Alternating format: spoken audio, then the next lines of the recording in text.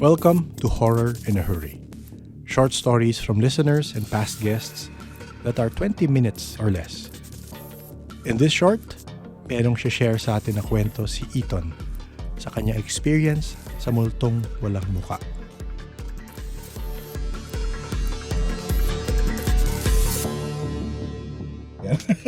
Ayan, sige lang, wag mo pansinin, kukwento ko lang, sige.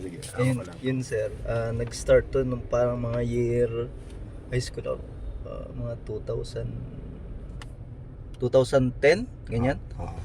Yun nga, nag-decide kami na mag-inuman sa bahay. Okay, Yan sa ancestral na pinaman ng bahay sa akin. Yun, nagkainuman kami, picturan, mga 3 AM na yun ng madaling araw, nag-decide kami mag-picture. Oo. 3 AM, oo. Oo, sir. At unang picture, wala. Pangalawang picture, meron. Tapos pangatlong picture, wala. Isang Kasi mabilis, ganon. Oo, sir. Isang angle lang yun, digicam yun. Oo.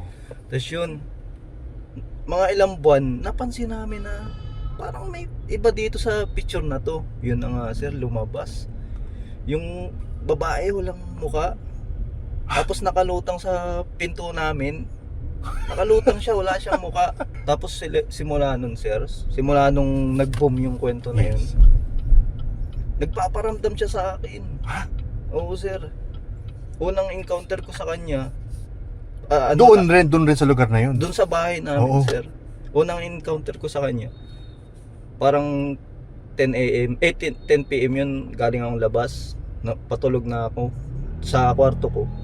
May binubulong siya na hindi ko maintindihan, tas umiiyak siya. Pag nakikita mo siya? Hindi. And, Alam mo lang siya may- yun, oo. May paano pa, sir, mga sunod Oh, na sige, encounter. okay. Nung una, sir, yun nga, bumubulong siya, tas hindi ko maintindihan yung sinasabi niya, umiiyak siya. Tapos, pangalawang nangyari sa akin, doon sa kabilang kwarto naman ng kuya ko, doon ako natulog, mga 7 PM yun. Napahiga ako eh. Tas ayun na, may bumubulong ulit sa akin na siya pa rin. Hindi ko maintindihan. Oo. Sabi ko, pag umisa pa to, tatakbo na ako sa baba. Paglingon ko, sir, sa bintana, yung bintana, second floor yun. Yes. Pag ganun ko, tangina yung babae siya, walang muka. Tapos yun na, tumakbo na ako sa baba. Tapos nasundan pa rin yun, sir eh. Gabi naman yun, doon pa rin sa kwarto na yun. Yung panaginip ko, pares, yun na yun pa rin yung senaryo, yung damit ko, yung ano ko. Oo. Tapos yung sa panaginip ko, dinadasik niya ako sa pader eh. Inaano niya ako, talaga? dinadasik niya ako Oo. eh. Tapos yun, May lumipat. mukha siya dun sa panaginip? Wala pa rin. Siya pa rin, siya, Oo. siya, Yun, siya, oo, sir. oo. Wala pa rin, tapos yun. Tapos lumipat ako sa ano namin, sa sala sa second floor. Humabol, sir, hinabol ako. Ganun pa rin. Wala siyang mukha, gumagapang. Gumagapang? Oo, sir, parang sa dako yung itsura niya. Tapos yun, sir, napagtanto ko, yung babae na yun din pala yung napapanaginipan ko ng bata ako, hinahabol ako sa CR. Sabi ko, sino yung babae na yun? Tapos sabi nung nanay ko, sir, yung bahay na, kasi yung bahay namin, sir, may unang nakatira dun. Oo. Doon daw sa pinakang poste nung bahay namin, sir, parang may binabantay ang ginto. Tapos ang sabi nung pungsoy na yun, yung nagbabantay na yun, laging 8 steps lagi doon sa poste, tapos Yes. doon sa pinto, 8 steps lagi siya doon. Doon sa pinto na yun, doon din namin, sir, na picture. Doon yun na picturean. So parang nagka-connection kayo dahil dun sa picture. Oo, sir. Simula nung yung picture na yun, bigla niya akong kinulit. Sabi ko, ano bang mayroon sa akin? Pero ngayon, so wala na. And simula nun, sir, nung nangyayari sa akin lahat yan, hindi na ako natutulog sa loob ng bahay. Nagpagawa ako, sir, ng baliko namin. Doon ako natutulog. So pag doon sa lipat mo, wala na. Wala na, sir. Oh.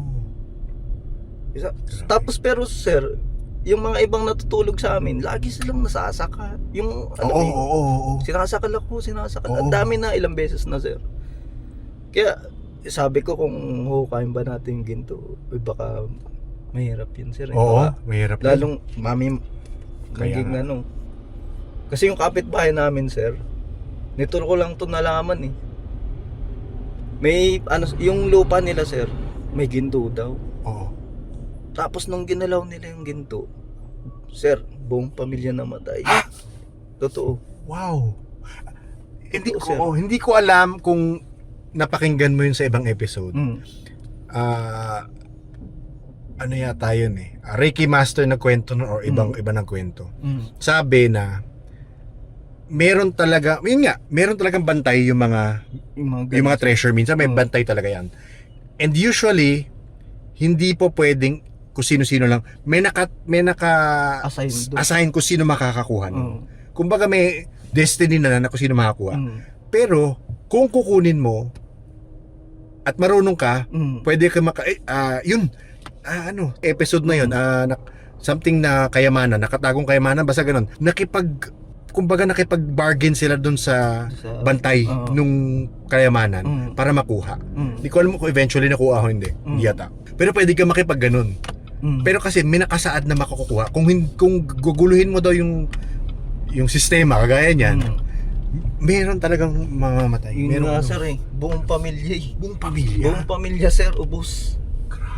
Sabay-sabay sila, hindi naman Hindi, sabay-sabay. sir. Taon-taon. Oo. Unay nanay. Ano sakit? Ano nagiging sakit? Or Heart attack sir lahat. heart attack. Wow. Sabi ko, ba't ganun? Nito ko lang nalaman yun nung Oo. holiday. Oo. Ganito rin yung nangyayari sa... Buti nga, hindi ko sir Oo. ginagalaw yung... Oo, wag mo na galawin. Pera lang yan. Sa akin sir, pinamana yung bahay na yun. Yung malaking bahay yun sir na luma eh. Oo. Tapos may unang nakatira pa dun. Tapos sabi nga nung may binaril daw dun doon sa may hagdan. Hindi ko na alam eh. Tapos sir, Oo. may shop din, nagpagawa akong shop dun eh. Oo. Kasi nga sir, nung ito nga nangyayari sa akin na kinukulit ako nitong Oo, babae yes. na to. Oo. Nag-decide ako sir na yung garahe namin pagawan ko ng bahay Oo. para doon ako matutulog. Oo, but Ayun sir, tapos di natapos na. Oo. Ang nangyari, hindi ko naging bahay, parang ginawa ko siyang shop, Oo. clothing shop, tattoo shop ganyan. Okay. Meron ako sir naging bantay isa. May bantay doon sa Yes, tindahan. sa shop. Oo.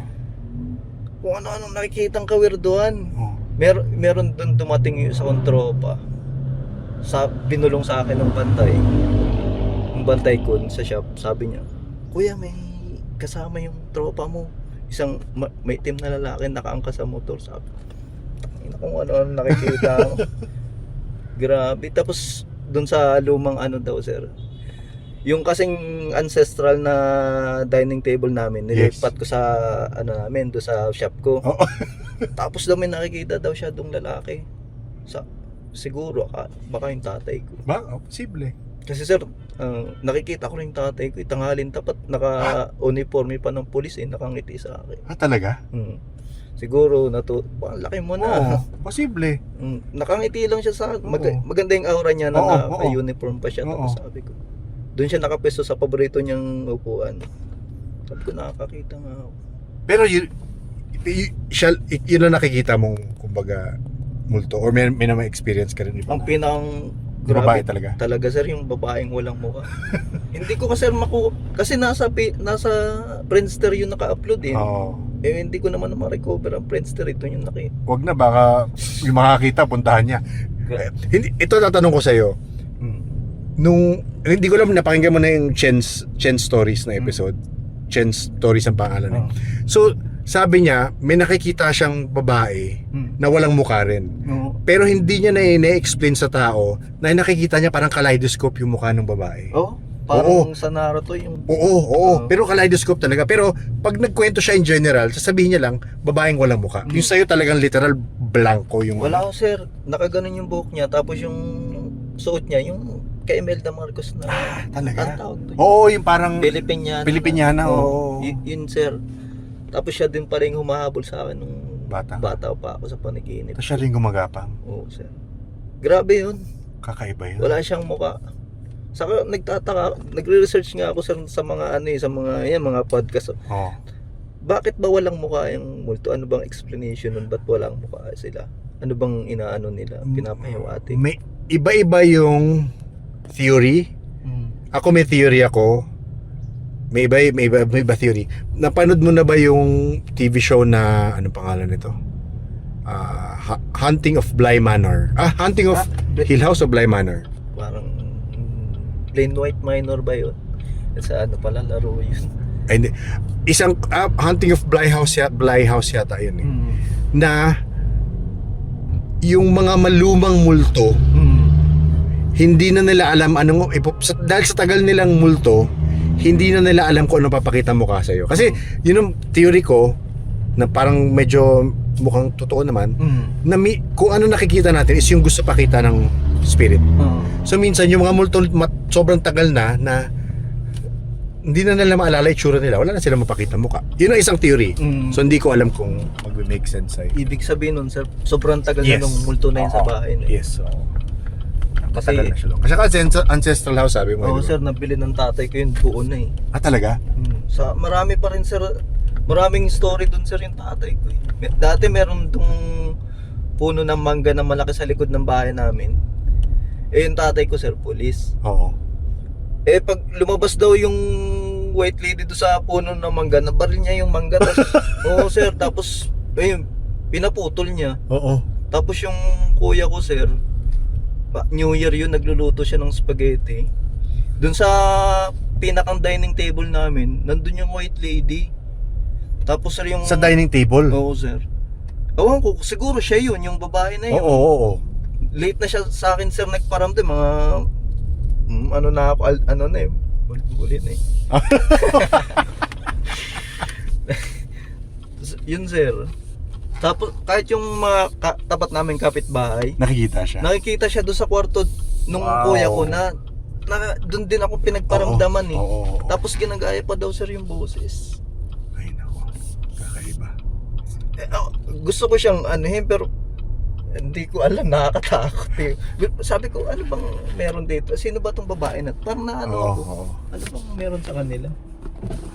Sa amin nga, sir, lagi may misa eh. Nanay ko, taong simbahan eh. Siguro umalis na. Talaga? Pero naman? Ano pa rin, sir?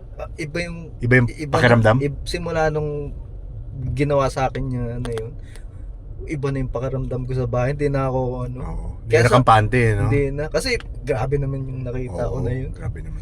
Grabe yung gumagapang. Oo, sir. Hindi ko ma-imagine. Umabol siya. Lumabas pa siya doon sa pinto ng kwarto na pinagkalisan ko. Yung gapang na to is gising ka or panaginip? Panaginip pa rin, sir. Tapos nagising, ito pa rin yung damit ko. Yes, kung ano yung sa panaginip. Yun, sabi ko, sobrang weirdo naman ito. Hindi ko alam yung mga ganyan explanation kung paano i-explain niya. Ako yung mga ganun, parang feeling ko parang astral travel yun na, di ba? Kung ano yung suot mo, yun yung ano eh. Grabe. Anyway, sige, maghanap muna kami parking. Kakat ko muna. Thank you uli, Eton. Hindi gumana yung email na sinend mo, so hindi ko na naintay kung mag-check ka. Kung ma-check mo ito, pero salamat sa pagkwento. Ang side kwento nito, nag-meet kami ni Eton sa event ni Camp Master Earl. Nung nag-recording siya, nung bumisita siya sa Philippines. Tapos ayun, nagkasabay kami ni Eton, so na-interview ko na siya. Camp Master, shout out! Shout out sa iyo. Salamat sa pag-connect sa amin ni Eton by chance. So, sa mga hindi familiar, sa Philippine Campfire Stories, ito yung podcast ni Camp Master Earl. May iba't ibang klaseng stories, interviews, research siya doon para napasok sa mundo ng paranormal. So, kung type nyo ang mga kwento ko, type nyo ang mga kwento na naririnig sa podcast, punta rin kayo sa Philippine Campfire Stories.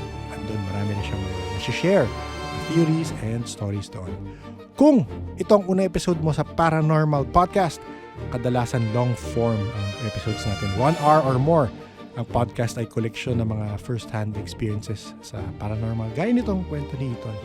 Kung meron ka ring short stories at gusto mo share, pwede rin yan. Email mo sa akin sa paranormalsph@gmail.com, and then pwede tayo mag-schedule or pwede tayo magkasabay sa sasakyan. At pwede mong ikwento yan. Ang ating regular episodes na mahaba ay lumalabas every Thursday 1:37 p.m. on YouTube and 5 days after Tuesday 7 p.m. on Spotify. The Paranormal Podcast is engineered and produced by F90 Productions. Thank you for listening to this short. Please stay safe.